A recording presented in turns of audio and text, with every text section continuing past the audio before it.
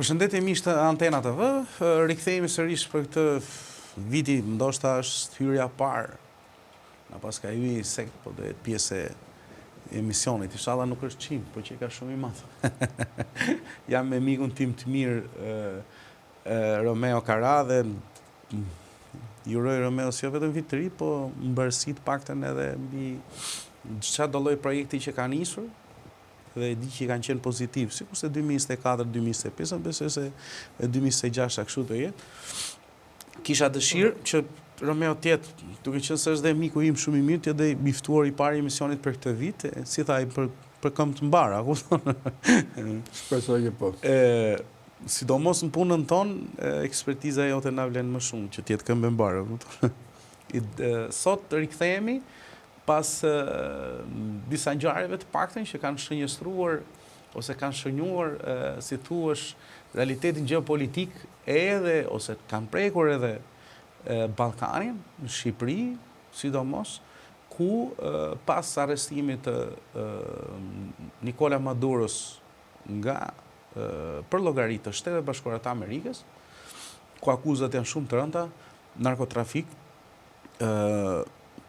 pastrim, ndoshta parash, ose kanë marrë para, ai dhe bashortja nga kartel të ndryshëm që kishin lidhje, korrupsion e tjerë, po pjesa më e madhe, akuzave më të rënda janë këto të dyja, të paktën, ose ka qenë lufta më e madhe që Shtetet Bashkuara dhe presidenca ose më saktë kabineti i zotit Trump ka nisur një luftë të hapur përballë narkotrafikantëve, jo vetëm venezuelanët, por në të gjithë kontinentin e Amerikës Latine, për shkak se ka vënë sanksione të ashpra, ka sulmuar anije drejt për drejti me armatime, pasi ka shpallur luftë të drejt për drejt narkotrafikut për vendet e Amerikës Latine, të cilët bëjnë tranzit, përdorin, apo vendet që janë tranzit që fusin ose trafikojnë drogë në SBA.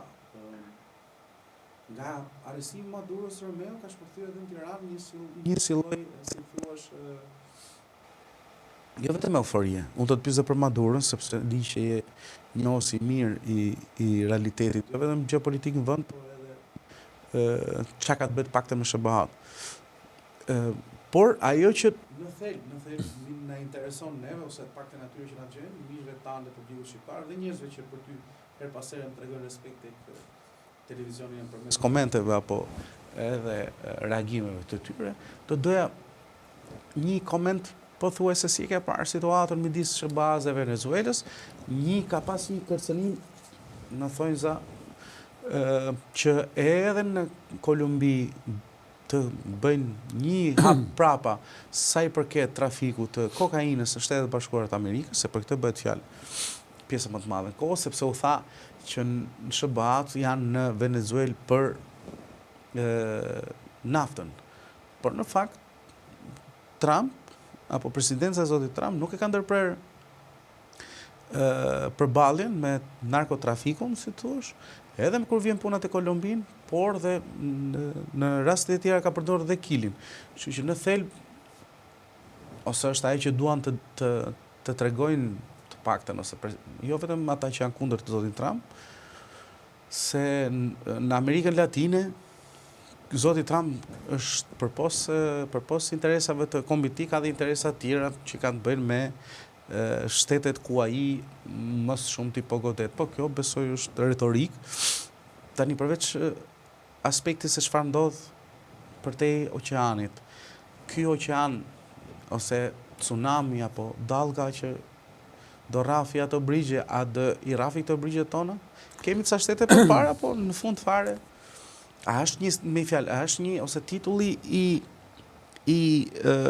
emisionit që zgjodha është SBA do riformatoj Ballkanin. Kur them do riformatoj Ballkanin në raport me edhe atë që ka vënë me Serbinë, pra midis Serbisë dhe Kosovës për mos ndryshimin e kufive sa i përket Kosovës, që i shkoi çik për hise, i themin, edhe zotit Kurti, i zgjedhur si kryeministri i tretë i Republikës Kosovës, por edhe në Shqipëri, për shkak të realitetit politik që po ndodh, goditjet e SPAK-ut, a janë më shumë goditje antikorrupsion, apo janë në formë, unë e kam vënë pazar në thonjza për të kuptuar që më shumë po goditen të korruptuarit për të larguar njëri mirë se sa në vetë vete raporti me korrupsionin që tjetë statistik.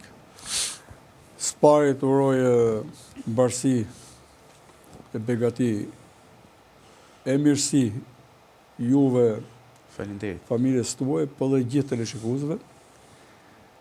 Besoj se do të jetë një vit më i mbar, ku do të kemi më shumë veprime konkrete, dhe mendoj dhe zgjidhen disa problematikave, pra nuk do të jemi në atë stagnacionin të zgjatur. Pra do të jetë një vit i larmishëm me ndryshime premtuese, besoj, dhe mendoj me ndikim drejt për drejt në rikthimin e shpresës që nuk ka mbaruar ky vend,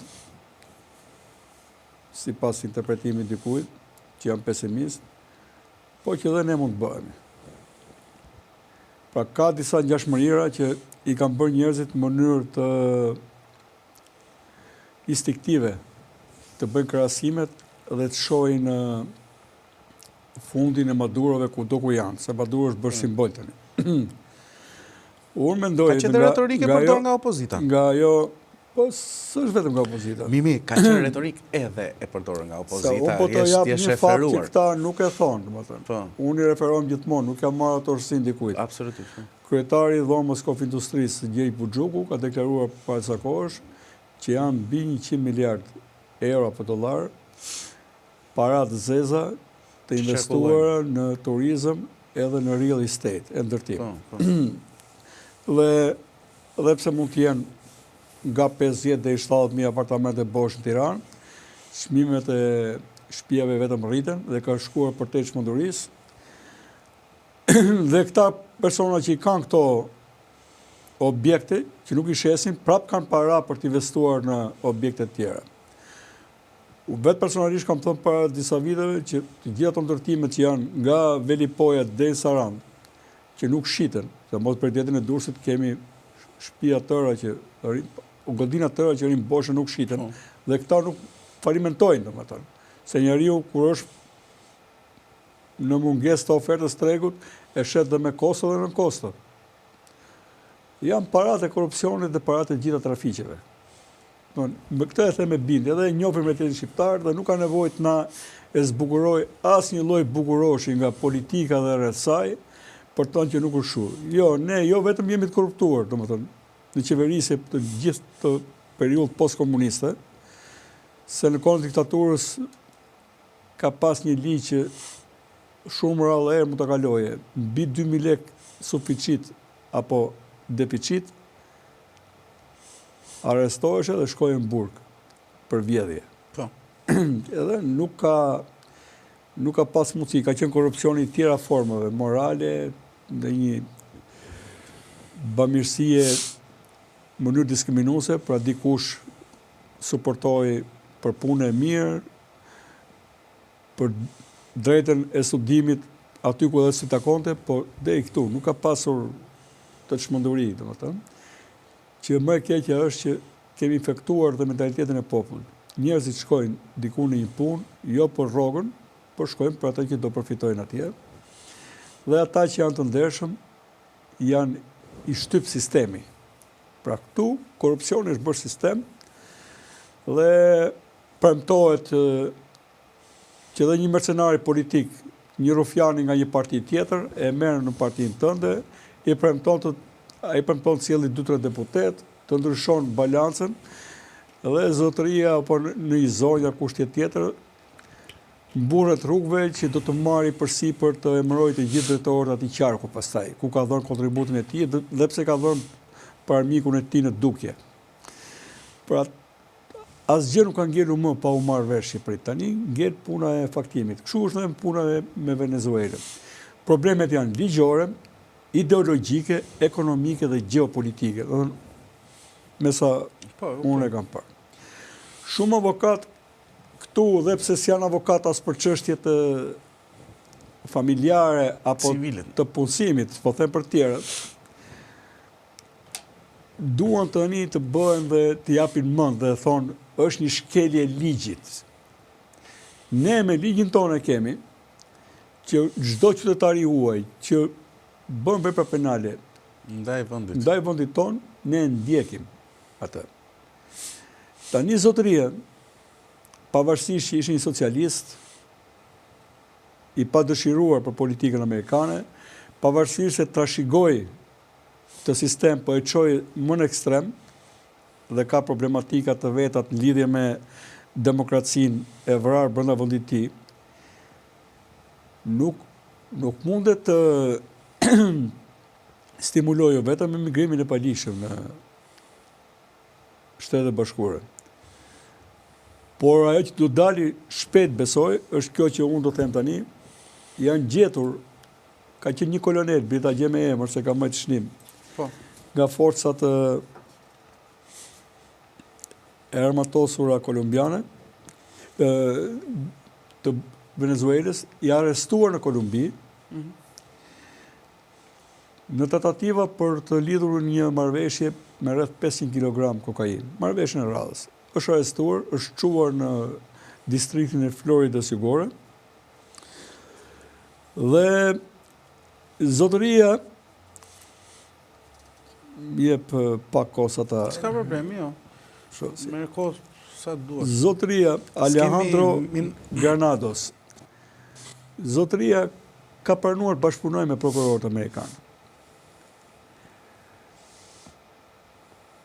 Dhe ka, përveç bashkëpunimit, ka treguar se si e gjithë struktura e lartë e ushtrisë venezueliane ka arritur të zbatoj marrëveshjet, pra me aeroplan të forcave të armatosave Venezuelës, kanë qarkulluar brenda territorit venezuelian.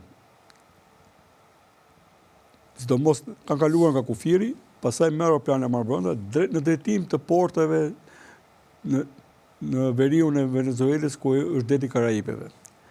Dhe pastaj, të tjerë biznesmen dhe ushtarak kanë marrë përsipër të garantojnë me rrugët ujore, në drejtim sidomos të Amerikës Qendrore, mbase jo direkt të Shtetet e Bashkuara, transportin e narkotikëve, e cila ishte destinuar për në SBA. Ai ka përshkruar në mënyrë të saktë që poshtë pallatit Miraflores, që ka ndërtuar Maduro, dhe kanë verifikuar që është një poshtë tij ekziston një bunker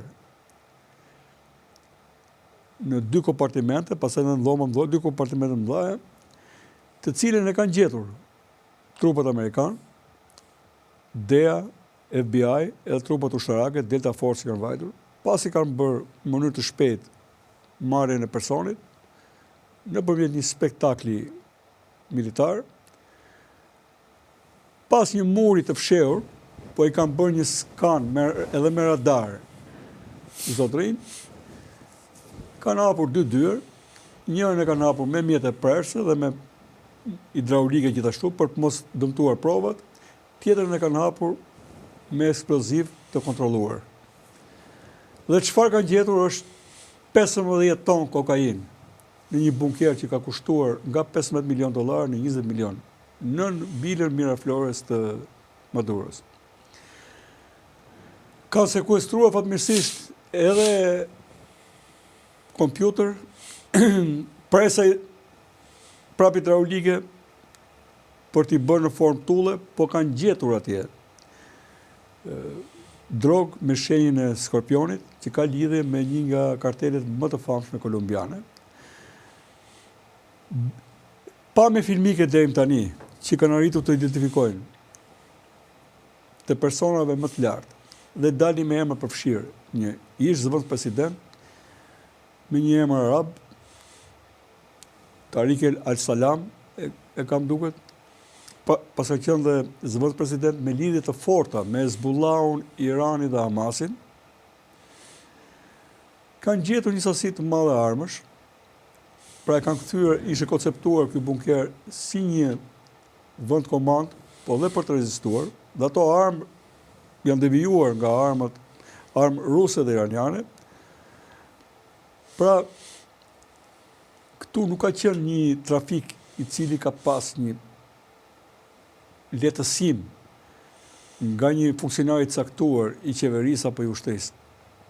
Këtu ka qenë gjithë kokat më të mëdha. Pra janë 47 persona që janë vërtetuar që kanë pasur akses për ty, ka qenë me retinë syrit dhe me fingerprint.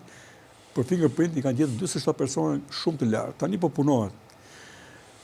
Pra u provua gjithçka. Që këtu s'është një lloj partneriteti. Këtu është njësim. E tërë qeveria është kthyer në një kartel. Dhe amerikanët i kanë bërë një vizë, domethënë. Që edhe unë e kam përdor vetë me atë vlerësimin që kam bërë në shumë mënyrë modeste. Nganjëherë për Shqipërinë. Unë e kam quajtur për mua është regjim, kleptokrat. Ata kanë quajtur kleptokraci narkoshtet. I kam vulur. Nga anë ligjore, ata kanë lëshuar, kanë bërë një zbatim. Pra këto në organe ligjzbatuese. Ne gjendemi në këtë dhunë trafiku narkotikësh të pashëmbullt, që sjell probleme nga më të mëdha në një shoqëri, dhe kanë ekzekutuar urdhrin për arestimin e personit kryesor. Ata janë prezent akoma atje. Forma politike, mënyrës si është punuar me CIA e me tjerë, kanë koordinuar, pra tregon që janë akoma i shteti fuqishëm. Kanë bërë për vete një pjesë të njerëzve të cilët kanë pranuar të bashkëpunojnë. Shpresoj që në Shqipëri të ndodhë kjo, të bashkëpunojnë me drejtsinë. Dhe është parë që nga zonja e këtij, që ka marrë pjesë, 2 niprit e saj që janë arrestuar 2015 dhe janë çuar në Amerikë dhe janë shkëmbyer me të burgosur tjerë më pas. Pra kemi një dorëzim të shtetit duart e krimit dhe në pushtet një kartel narkotrafikësh. Pastaj vijnë problemet ideologjike, që gjithmonë kanë nxitur një forim anti-amerikane, vijnë problemet ekonomike, besoj kanë dhe këto rolin e vetë në lidhje me shtetëzimin e kompanive të naftës që janë bërë nga 99 kur ka ardhur në pushtet Chavez para arsi i Maduros dhe deri tani. Ja morën kompanitë edhe asetet e kompanive shtetësve amerikanë. Ka dhe probleme gjeopolitike. Prania në kundërshtim me interesat e Amerikës. Madje Rama, Trumpi, në u bë kjo puna e Ramës, Trumpi kishte bërë një reagim, tash i kërkon të gjithë investitorët ose ish investitorët amerikanë që kishin investuar në naftën në Venezuelë, nëse donin që t'i riktheheshin asetës, kërkonte që të hidhin sigurisht një investim mjaft më të madh sepse rafineritë ose ndoshta kompanitë ku ata kanë pas punuar kanë qenë ndoshta mund të jenë amortizuar dhe lënë pas dorë dhe i kërkon biznesmenëve që kanë pasur asete që të bëjnë investime mjaft të mëdha në Venezuelë. Po jap si informacion edhe. Problemi është gjeopolitik. Prania e Kinës, e Rusisë, e Iranit, Hezbollahut kanë kapur Hamas. Edhe Kina ishte shqetësuar, kanë kapur kërkonte lirimin e menjëhershëm të Madurës. Po. Kanë kapur prova, po edhe me ligjin shqiptar ai arrestohet. Por nuk ka pas nevojë as për të marrë miratimin e Kongresit, se është një urrë zbatim që nuk është pushtim. Kanë vajtë, kanë arrestuar, kanë ardhur. Pra, kanë ditur të shmangin dhe problematikat juridike. Mos ketë probleme. E dyta, nuk kërkoj, edhe vetë fshetësia dhe rrezikimi i njerëzve ka bërë që të mos shkojnë se ne po bëjmë tendera këtu me demek drejt për drejt se janë shumë sekret. Atje tani varet jeta e njerëzve, fakti që nuk është s'ka humbur jetën asnjë amerikan, varësia nga Kuba, njëkohësisht, të gjithë njerëzit që janë vrarë atje kanë qenë roje kubaneze. Dhe në një farë mënyrë një ish politikan i lartë, bilesh akoma, politikan i lartë i opozitës Venezuelit ka thonë, ne duhet të shirohemi nga Kuba një. Pastaj se të gjithë shërbimet sekrete që kemi ne, ushtarake dhe të tjera, edhe rojet e tjerë, pikat kyçe janë me kubanez. Dhe pse është një vend më i vogël se ne etj, po kanë fituar atë atonin e pushtetit, këtë lloj pushteti në Venezuelë. Ajo që përcolli Rubio ishte një mesazh që ka bërë shqiptarët të kërcejnë përpjet pastaj, që me këtë president nuk mund të talleni ose të bëni lojra sa kohë që kemi këtë president në detyrë, domethënë. Se s'do shkoj mirë. Tani realiteti është që edhe këta janë tallur dhe kanë menduar që ky bën vetëm llollollo, ka fjalë dhe asgjë më tepër. Nuk e morën seriozisht kur vetë sekretari Amerikan i Shtetit i mbrojtjes dikur tani luftës ndroi tabelën dhe e vidhosi vetë tabelën Department of War. Pra, Amerika diti bëj luftrat, ato luftrat e saj, siç ditë bëj paqen, ditë bëj luftrat, dhe di t'i vërë dikujt t'ja vërë kufirin të thana. Në këtë kuptim, ata bashkëpunojnë me aktorë vëndas, po dhe mënyrë drejt për drejt, tregoj që kanë menduar se po e mbajnë këtë president me lojrat e tyre, për shkak po të shohësh e mban gjithë popullin shqiptar, sovranitetin e këtij vendi e mbajnë me ligje të paligjshme. Këtu bërtet rusoj me të madhe, thotë populli duhet të shohet. Edhe të thotë është e lishme, pa i ligj është i paligjshëm. Është diskriminues, siç është shkolli zgjedhor për shembull. Dhe këta mendonin se do ta mbanin me këto parimet e përgjithshme, do ta mbanin peng zotërinë atje. Ai çfarë bëri? Lozi jashtë fushës tyre, lozi me sistemin e tij. Por ka dhënë një precedent. Ligjërisht ai shumë i saktë. Ka bërë një arrestim. Siç kanë ardhur, edhe këtu kanë ardhur, spanjoll, kemi pasur në Elbasan për call centrat e tjerë. Që do të vinë akoma se kemi pas call centrat në qendër të bllokut me personat më të pafytyrë që duhet të merreshim atë punë, se të merrni hallegjiet e po jo persona që si takon për postin që kanë pas apo kanë të merren me atë punë. Këtu asgjë nuk ka lulëzuar pa qenë marrëveshje me pushtetarët. Pra, ne jemi trajtuar si kavje të denjë vetëm për të bërë se irë tragjedin tonë. Ose ndryshe mund të hikim.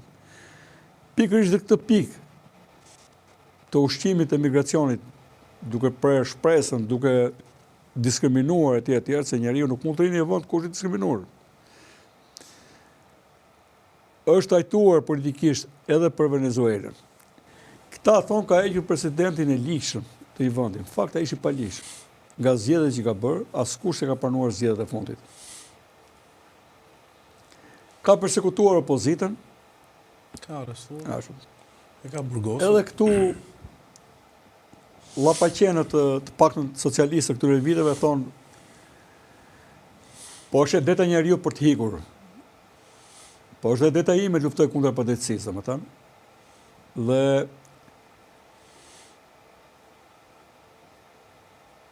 të marrë dhe me shqelma nga karrika e pushtetit që ti ke uzurpuar, pastaj dhe përdor në mënyrë më mizore kundra vetë vendit tënd, popullit tënd, duke shkelur gjitha parametrat, jo vetëm drejtësisë, por të humanizmit. Se ka një moment që njeriu prevalon humanizmi. Po ne nuk kemi qenë njerëzore ne? Që na vjedhni para syve edhe na shtypni dhe vazhdoni me dhunën edhe me arrogancën e pushtetit? Pra, po që për mua, ngjashmëritë nuk janë të vogla.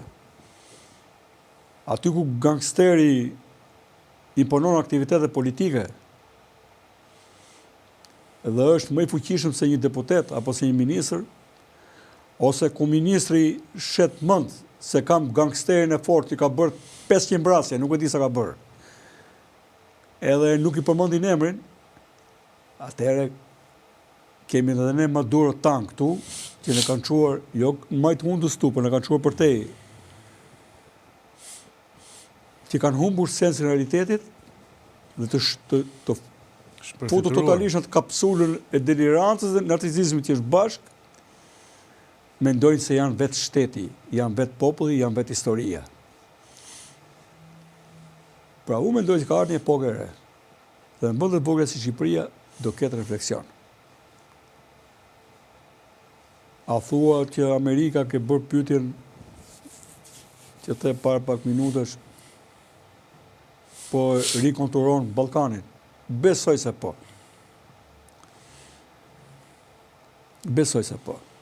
Jo rastisht Vučić është kthyer brutalisht për vendin e tij, se kanë pranuar takim.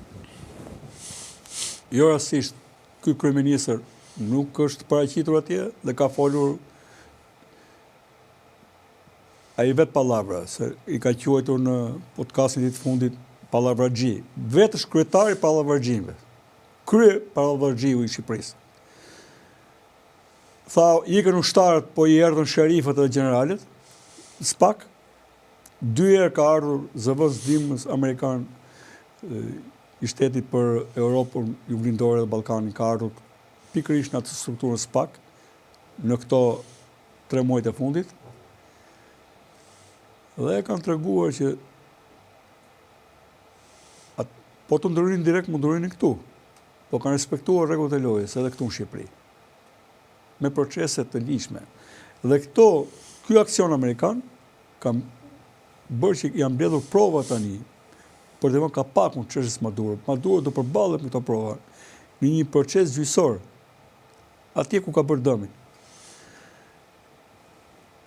Trumpi është një nga presidentët mund të duket arrogant, e kështu, po që ku shkon atje shep pse duan njerëz, pse duan vetë populli, i cili vetë edhe në rrethin e tij imponon që nga mospirja e duanit, të alkoolit, drogës, këto i ka imponuar, domethënë. Pra, nuk shef në rrethin e tij, në familjen e tij jo, që të ndodhin këto. Unë jam vetë duanxhi.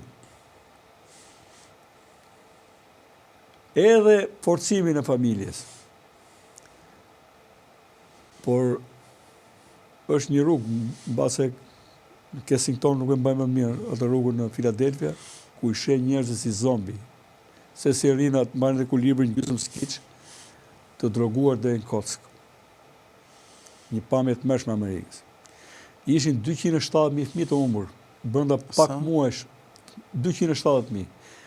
U rigjetën nën qeverisjen Trump 210.000. Dhe janë pasojat. Si fëmijë të humbur, falsësi. Fëmijë të humbur, të rëmbyer të mbajtur nga njerëz të rrugëve. Për lypje, për kuptoj. Po. Edhe nuk do akuzohet zotëria vetëm për të trafik, po edhe trafik njerëzor, edhe për nxitje të migracionit. U punua gjatë me zotërinë, të zgjidhen edhe problemin e emigrantëve të paligjshëm nga Venezuela. Zotëria bëri kashillik.